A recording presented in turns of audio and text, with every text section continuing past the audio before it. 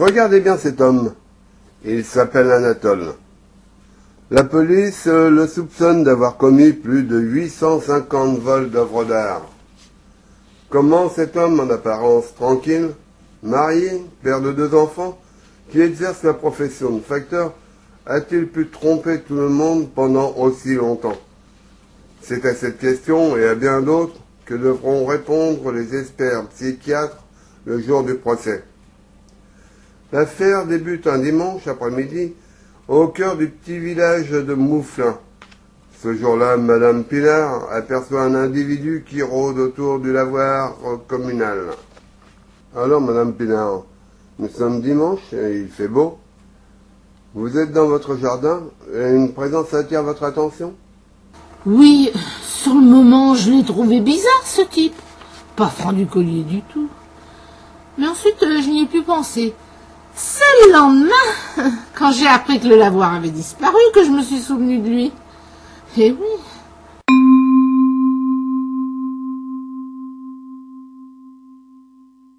Pendant 3 mois, les vols se succèdent. Des plaintes, toutes semblables, atterrissent sur le bureau de l'adjudant-chef Michalon. Adjudant-chef, à l'époque, vous dirigez la brigade de recherche de la gendarmerie de Vierzon. Toutes ces plaintes, vous en pensez quoi? On ne peut pas s'empêcher de faire un rapprochement. Les vols se ressemblent, la façon de procéder est la même. L'importance des prises nous fait penser à une bande bien organisée. Mais nous n'avons qu'une piste sérieuse, en dehors de quelques témoins qui ont aperçu un individu dont nous diffusons le portrait robot. L'enquête s'oriente vers le gang des malpropres, qui se sert d'un complice pour les repérages. Pourquoi le malpropre? À cause du lavoir.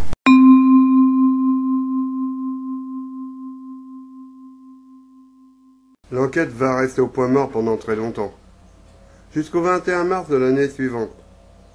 Ce jour-là, M. Francis Pousset se présente à la gendarmerie, où il vient déclarer le vol d'un caillou. L'adjudant-chef Michalon n'en croit pas ses oreilles. J'avais l'habitude de boire l'apéro chez Bébert entre 18h et 23h. Pour éviter de me perdre au retour, je semais des cailloux le long du chemin. Des gros cailloux, faciles à repérer. Puis un soir, un des cailloux a disparu. Au lieu de tourner à gauche, j'ai tourné à droite. Je me suis retrouvé dans la ferme des Grangeons, au milieu des cochons. J'étais pas content.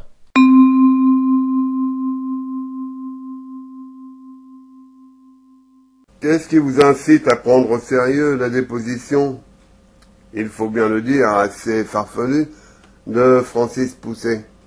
Depuis le début de l'enquête, je souffre d'insomnie. Cette histoire à dormir debout fait comme une aubaine pour moi. J'entends bien, mon adjudant. Mais en quoi la déposition de Francis Pousset a-t-elle fait avancer l'enquête?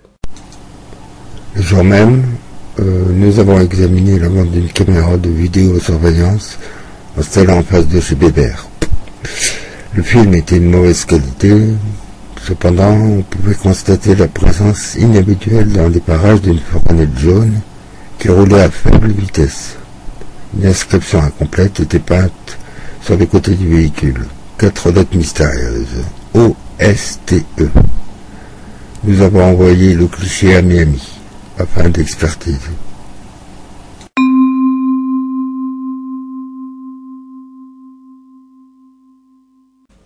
Pendant plusieurs mois, les vols vont se poursuivre à une cadence infernale.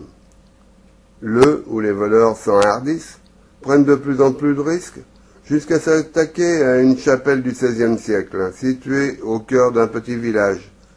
Un crocodile adulte du zoo de Pagieux et 3 hectares de bugles rampantes. À la fin de cette année, les gendarmes n'ont aucune piste sérieuse à exploiter, mais au début janvier, ils reçoivent les résultats de l'expertise. Ces mystérieuses lettres Host, inscrites sur la fourgonnette jaune, filmée par une caméra de vidéosurveillance, sont en réalité la partie visible du cycle de la poste. Dès lors, tout va très vite. Les enquêteurs arrivent à retracer le parcours du facteur Anatole et s'aperçoivent qu'il correspond point par point avec celui des vols. Le suspect est aussitôt arrêté et puis placé en garde à vue. Il commence par nier toute participation au fait, mais les preuves s'accumulent. Et après 6 heures d'un interrogatoire serré, il finit par craquer. Oui, reconnaît-il, je suis l'auteur de ces faits. Le lendemain, il est déféré devant le juge d'instruction qui réclame l'aide d'un expert psychiatre, le docteur Patricia Dumez. Bon, qu'on s'entende bien. Pour comprendre le comportement déviant de l'accusé, il faut remonter dans le temps. Je me rappelle d'ailleurs d'une séance bien particulière. Oui, c'était la 412. Un jour, alors qu'il tente d'être pâtissier, il veut absolument réaliser une tarte à la rhubarbe. Une recette aisée, me direz-vous. Eh bien voilà qu'il rate l'exercice et s'empêtre les mains dans la pâte. Ce jour-là, il perd la face devant sa famille réunie au grand complet. Une autre fois, il veut tailler une branche de sureau. Tout va pour le mieux. Il taille. Jusqu'au moment où il est piqué à la jambe par un moustique. Tout naturellement, il va pour l'écrabouiller et il se blesse avec son couteau. Il perd beaucoup de sang. Ces 2 événements, sans nul doute, traumatisé Anatole le facteur. Surtout le dernier. Quand il apprend que le moustique est en réalité un Culicidae de la famille des nématocères classé dans l'ordre des diptères, alors là, c'est la panique. D'ailleurs, je vous fais passer la photo du monstre.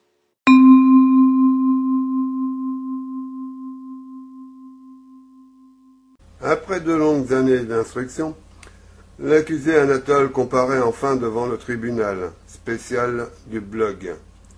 Les débats sont houleux, les experts se contredisent, l'avocat général réclame une peine exemplaire, mais finalement c'est la plaidoirie de son avocat qui l'emporte, et les jurés acquittent Anatole le facteur à l'unanimité. Voici un moment fort du procès, la plaidoirie de la défense. Écoutez, bonnes gens, l'incroyable et bouleversante histoire du facteur Anatole, qui se donna pour une bonne photo, et que son histoire serve d'exemple à tous les peace behavior. Croisez ce prochain. Les petits à l'école, à la place d'un œil, il a un objectif. Il photographie tout et n'importe quoi. Ne vous étonnez pas si son coup d'œil est vif. C'est pour mieux foudroyer, mais vous laisser sans voix. Tagada, tagada, voilà Anatole. Tagada, tagada, voilà Anatole. C'était Anatole. Tagada, tagada, il est notre idole. les années passées. Là d'avoir pédalé, il prit une voiture. Habillé de jaune pour ses lettres forcées. Et puis dans la foulée, s'offrit une figure. Il envoya tout droit rouler dans le fossé. Tagada, tagada, voilà Anatole. Tagada, tagada, voilà Anatole. C'était Anatole. Tagada, tagada, il est notre idole. Il devint énorme. Salut les amis avant de vous baigner. Surveillez vos arrières et puis vos abattis. Car ce sacré farceur, pour vous éterniser, cachera vos ébats et vos fines parties. Tagada, tagada, voilà Anatole. Tagada, tagada, voilà Anatole. C'était Anatole. Tagada, tagada, il est notre idole. Mais la justice veillait. Docteur de province doit être un peu timbré.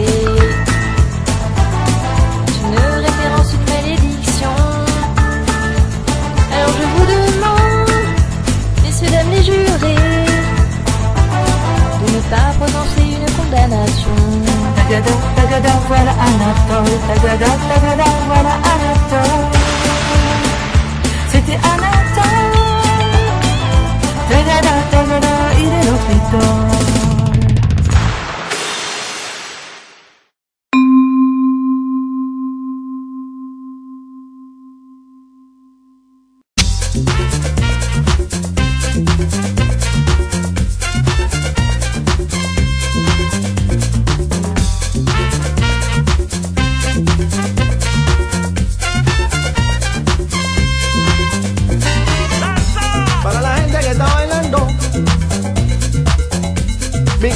está sonando. Para la gente que está bailando, la rumba te llama. Para la gente que está bailando, aguaní de bongo. Para la gente que está bailando, la rumba te llama.